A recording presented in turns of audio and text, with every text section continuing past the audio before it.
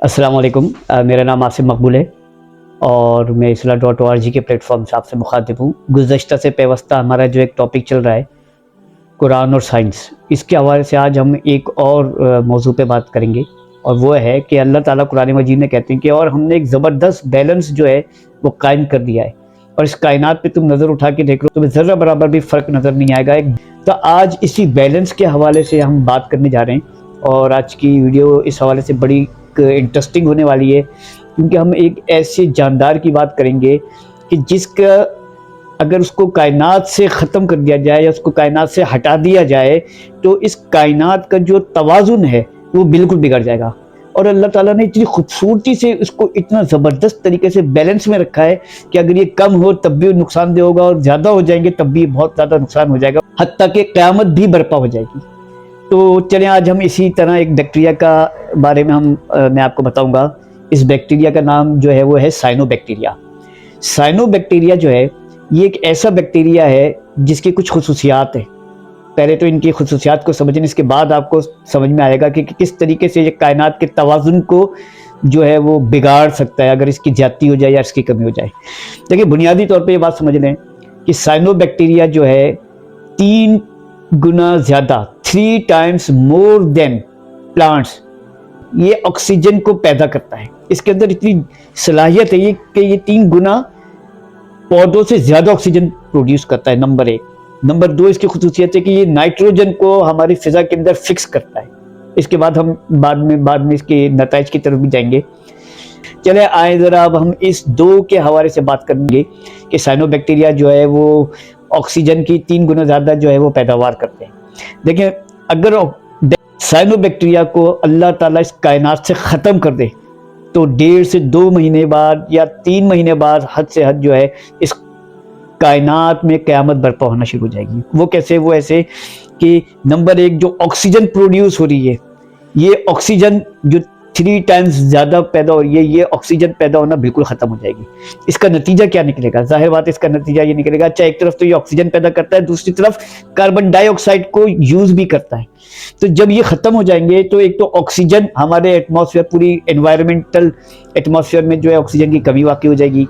दूसरा ये कि कार्बन डाइऑक्साइड की जो मिकदार हमारे एटमॉस्फेयर में इसकी ज़्यादती होना शुरू हो जाएगी क्योंकि ये एब्जॉर्ब करते हैं और अगर ये कार्बन डाइऑक्साइड को एब्जॉर्ब नहीं करेंगे तो कार्बन साइकिल बड़ी बुरी तरीके से मुतासिर होगी, यानी कार्बन डाइऑक्साइड फिजा में बढ़ती चली जाएगी। और इसके बढ़ने से क्या होगा? जाहिर बात है इसके बढ़ने से जो है ग्रीन हाउस इफेक्ट्स जो है वो जाहिर होना शुरू होंगे, यानी कि मौसमियाती तब्दीलियाँ शुरू हो जाएंगी। एक तरफ जो है वो ऑक्सीजन जो है वो घटना शुरू हो जाएगी, दूसरी तरफ जो है वो कार्बन डाइऑक्साइड बढ़ना शुरू हो जाएगी। इससे क्या होगा? अच्छा और दूसरी तरफ ये है कि ये नाइट्रोजन को फिक्स करता है, यानी नाइट्रोजन को फिक्स करने के बाद इसको पौधों के लिए काबिल इस्तेमाल बनाता है जो कि प्लांट्स की बहुत ज़्यादा नीड होती है।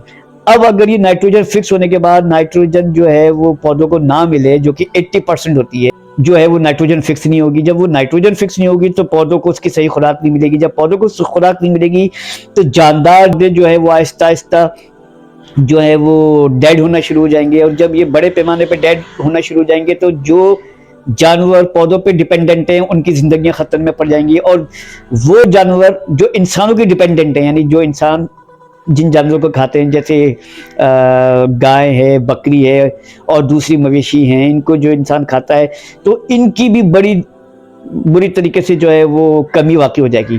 रिजल्ट क्या होगा कि पौधे ख़त्म होंगे, ये पूरा इकोसिस्टम है जो कि मुतासर होना शुरू हो जाएगा। यानी पौधे ख़त्म होंगे, पौधे ख़त्म होने के बाद वो जानवर ख़त्म होंगे जो जानवर पौधों पे डिपेंडेंट करते हैं और फिर इंसान आहिस्ता आहिस्ता ख़त्म होना शुरू हो जाएंगे जो कि जानवरों पे और पौधों पे डिपेंडेंट हैं। अच्छा फिर एक और वाज़ेह फ़र्क होगा क्योंकि समंदरी जो मखलूक है उसको भी ऑक्सीजन की ज़रूरत है।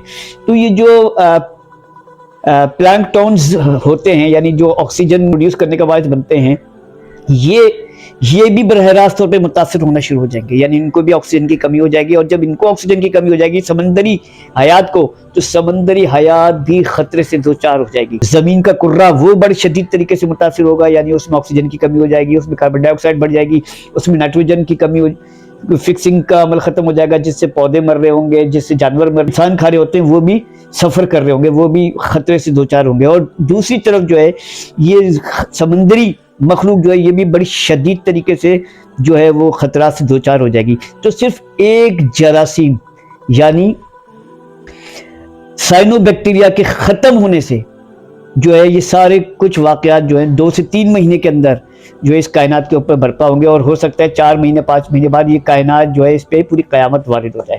تو صرف اس سائنو بیکٹیریاز کی کمی اگر ہو جائے تب بھی خطرات سے دوچار ہوگی.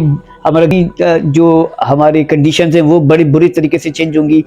تو یعنی اگر کمی ہو جائے تب بھی یہ سب کچھ ہو رہا ہوگا, اور اگر ان بیکٹیریاز کی زیادتی ہو جائے تو سب کچھ الٹ ہو رہا ہوگا. یعنی تب بھی ہمارا جو سوسائٹی ہے, ہمارا جو انوائرمنٹ ہے وہ بری طریقے سے ان گیسز کی امبیلنس ہونے کی وجہ سے متاثر ہوگا.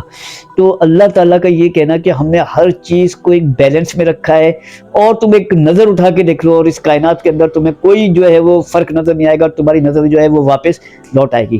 تو یہ اہمیت ہے ہمارے سائنو بیکٹیریا کی اس کائنات کے اوپر. تو امید کرتا ہوں کہ میں اپنا مدعا جو ہے آپ تک پہنچانے میں کامیاب ہو چکا ہوں گا. تو اگر آپ کو میری یہ ویڈیو پسند آئے تو اس کو لائک کریں, شیئر کریں, اور صدقہ جاریہ کے طور پہ اس کو آگے فارورڈ کریں. بہت ویڈیوز دیکھنے کے لیے آپ ہمارے چینل سے جڑے رہیں. بہت بہت شکریہ. السلام علیکم.